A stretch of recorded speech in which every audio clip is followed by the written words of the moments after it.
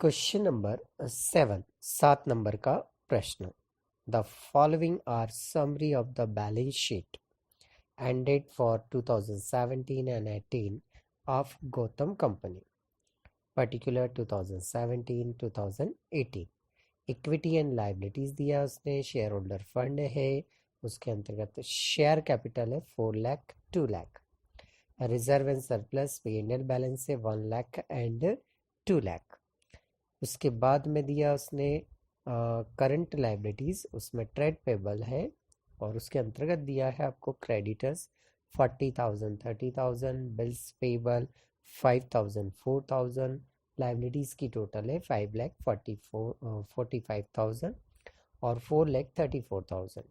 Second उसने assets दिया हुआ है, non current assets fix assets, building है 3,00,000 2,40,000, मशीन 60,000 एंड 50,000।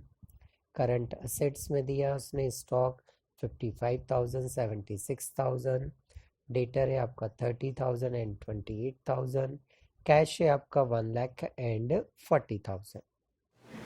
क्वेश्चन नंबर 7 आइए सॉल्व करते हैं और पहले इस पे टिक लगा लेते हैं कि कौन सी अमाउंट किस किस एक्टिविटीज में आएगी।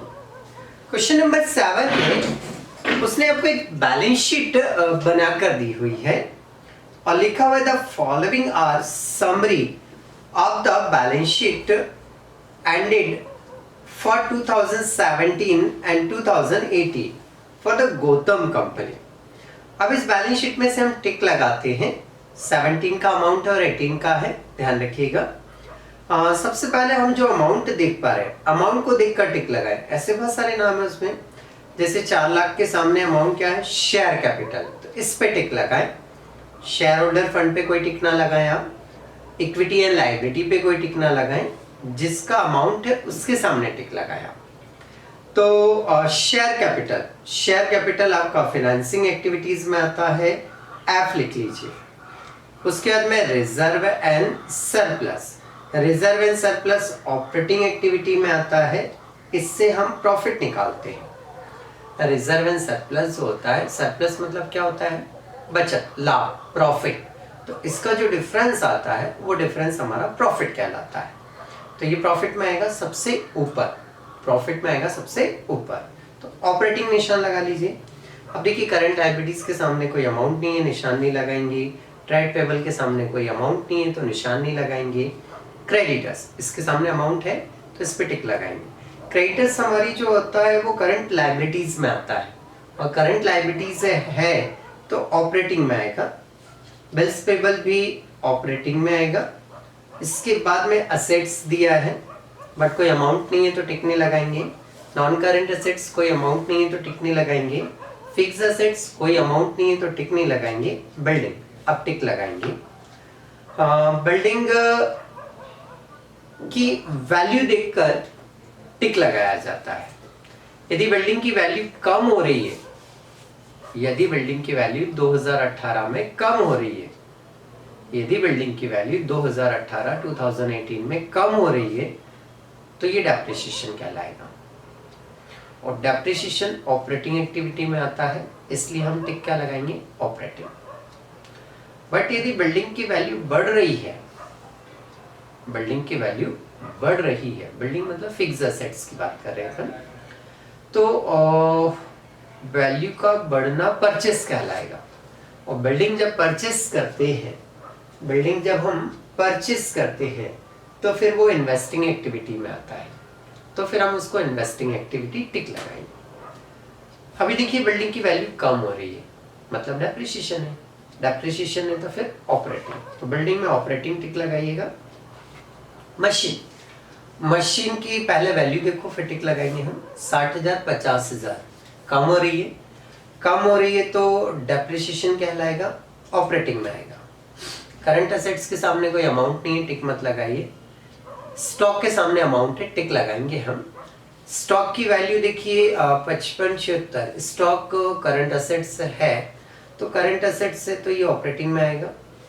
डेटर भी करंट असेट से ऑपरेटिंग में आएगा।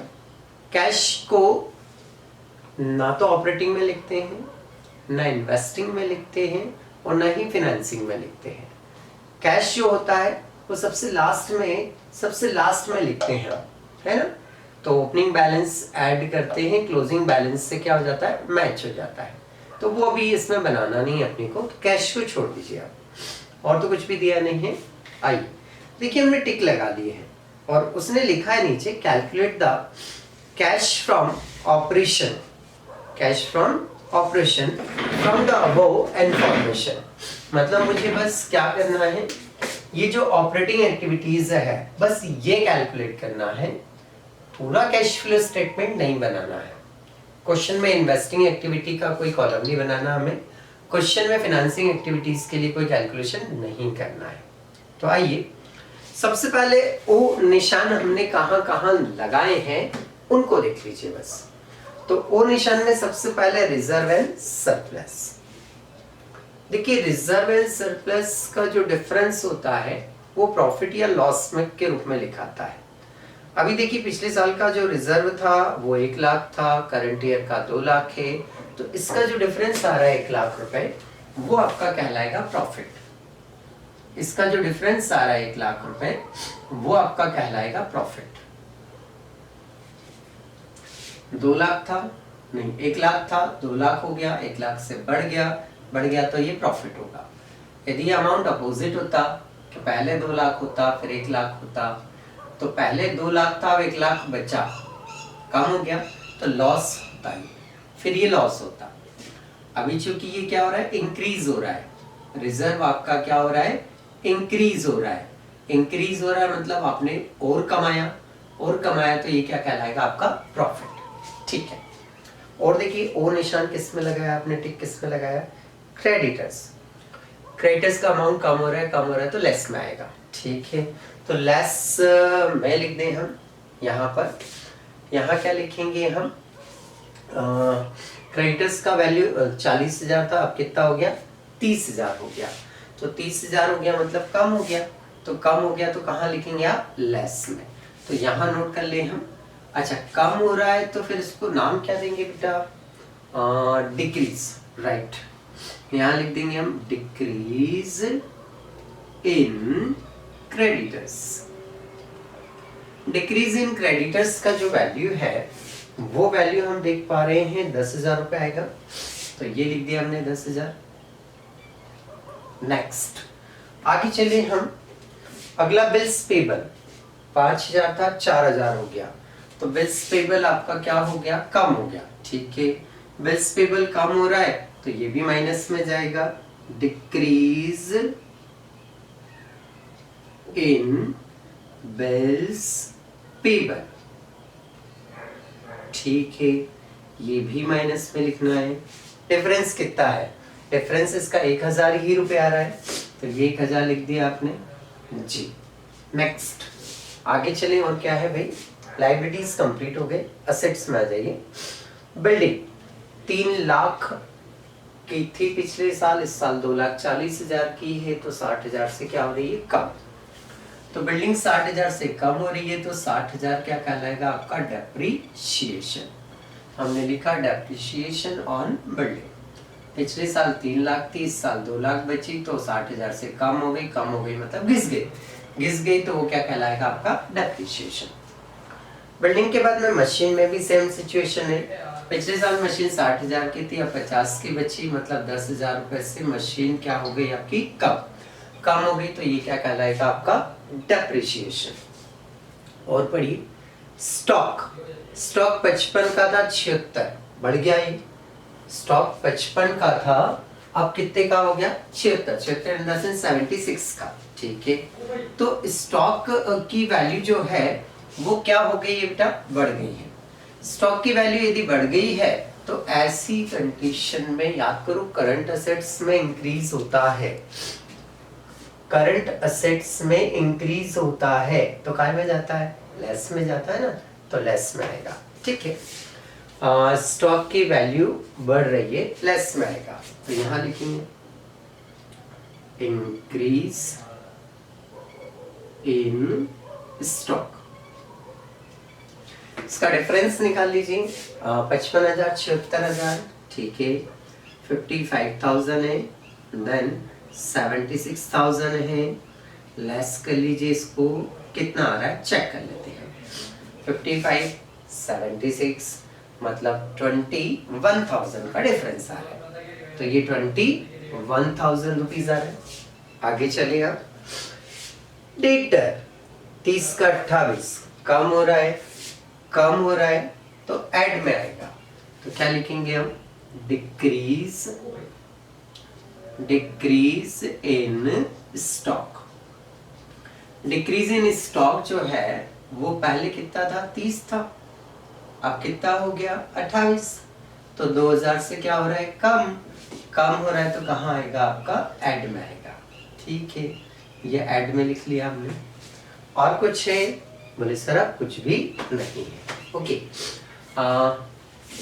पहले ये 60 और 10 कितने होते हैं, 70,000, तो ये 70,000 हमें क्या करना है, यहाँ पर ऐड करना है।